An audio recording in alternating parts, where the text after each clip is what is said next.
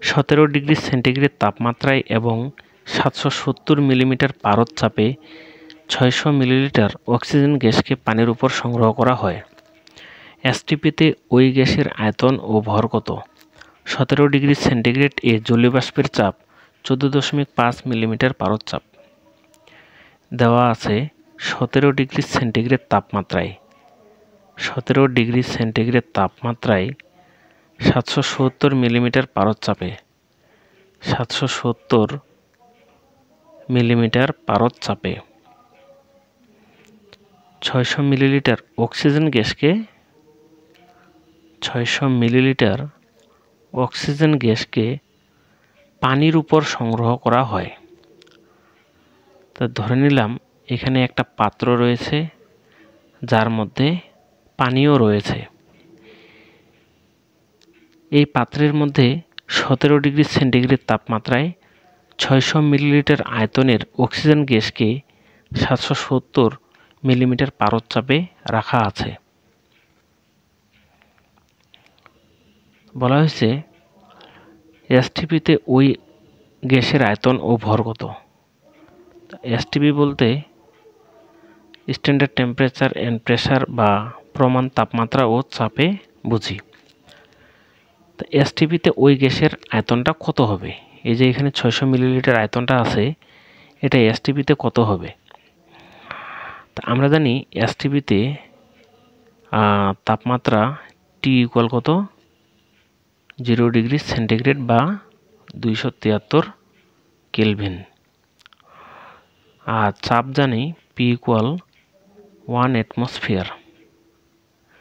যেহেতু এখানে 770 মিলিমিটার পারদ চাপ আছে, এজন্য আমরা চাপের এককটাকে একই রাখব। আমরা জানি 1 অ্যাটমসফিয়ার ইকুয়াল 760 মিলিমিটার পারদ চাপ। যেহেতু অক্সিজেন গ্যাসের আয়তনটা এসটিপিতে বের করতে হবে, তাহলে আমরা ভি ইকুয়াল হোয়াট লিখতে পারি।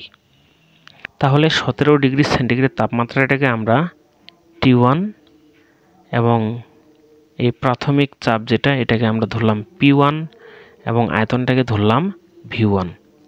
আর এসটিপির যে মানগুলো দেওয়া আছে এটাকে আমরা T2, P2 এবং V2 ধরলাম।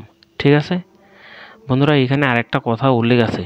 17 ডিগ্রি সেন্টিগ্রেড তাপমাত্রায় জলীয় বাষ্পের চাপ 14.5 মিলিমিটার পারদ চাপ। তো এখানে যে জলীয় বাষ্পের চাপ আছে সেটা হচ্ছে 14.5 মিলিমিটার পারদ চাপ। ঠিক আছে, তাহলে 17 ডিগ্রি সেন্টিগ্রেড তাপমাত্রায় যখন অক্সিজেন গ্যাসটাকে এই পাত্রের মধ্যে প্রবেশ করানো হয় তখন মোট চাপ ছিল 770 মিলিমিটার পারদ চাপ। এখন পানি থেকে কি হয়? জলীয় বাষ্প উৎপন্ন হয়। তাহলে আমরা বলতে পারি অক্সিজেন এবং জলীয় বাষ্পের যে চাপ সেটার মোট চাপ ছিল 770 মিলিমিটার পারদ চাপ। ঠিক আছে, এই পাত্রের মধ্যে। তো এখন আমরা যদি জলীয় বাষ্পের চাপটা এই মোট চাপ থেকে বাদ দিই তাহলে শুধু অক্সিজেন গ্যাসটা কী পরিমাণ চাপ প্রয়োগ করে সেটা বের হবে। বন্ধুরা বোঝা গেছে? তো এখানে মোট চাপ ছিল 770 মিলিমিটার পারদ চাপে অক্সিজেন গ্যাসকে পানির উপর সংগ্রহ করা হয়। তা পানি বলতে এখানে আমরা জলীয় বাষ্পকে বুঝতেছি।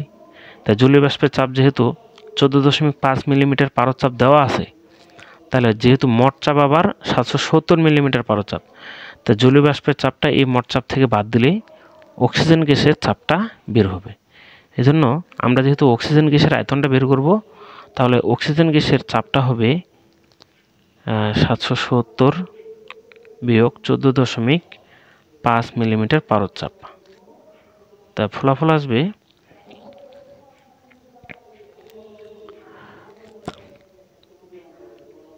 755.5 মিলিমিটার পারদ চাপ। ঠিক আছে, তাহলে এটা হলো অক্সিজেন গ্যাস এর চাপ। আমরা জানি বয়লের চার্লসের সমন্বয় সূত্র হতে P1 V1 ভাগ T1 ইকুয়াল P2 V2 ভাগ T2।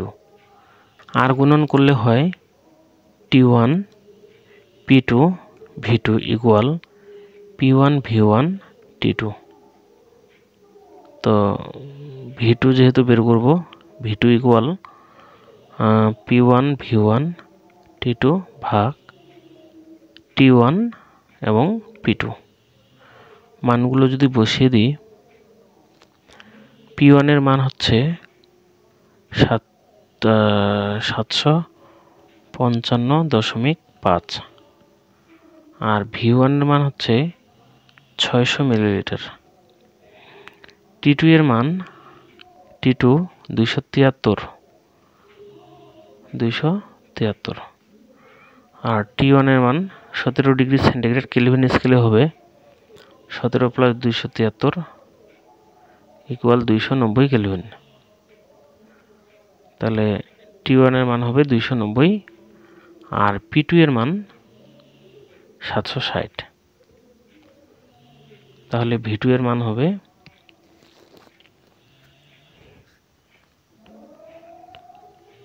561.48 মিলিলিটার। তা আমরা জানি N ইকুয়াল W ভাগ M ইকুয়াল V ভাগ 22.414 মিলিলিটার। তা যেহেতু আমাদেরকে ভর বের করতে হবে, আয়তনের সঙ্গে ভর রিলেটেড সমীকরণ হলো এটা। আমরা জানি W ভাগ M ইকুয়াল V ভাগ 22.414। আমরা যদি মানগুলো বসিয়ে দিই তাহলে আমরা লিখতে পারি W equal M into V, মানে যেটা এই পাশে ভাগ থাকলে ও পাশে গুণ হয়ে যাবে, ভাগ 22.414। M এর মান যেহেতু অক্সিজেন গ্যাস O2, তা আমরা জানি অক্সিজেন 16 × 2, তাহলে হবে 32 গ্রাম। তা 32 ইন্টু আয়তন দেওয়া আছে মিলিলিটার এককে, 561.48 ভাগ 22.414।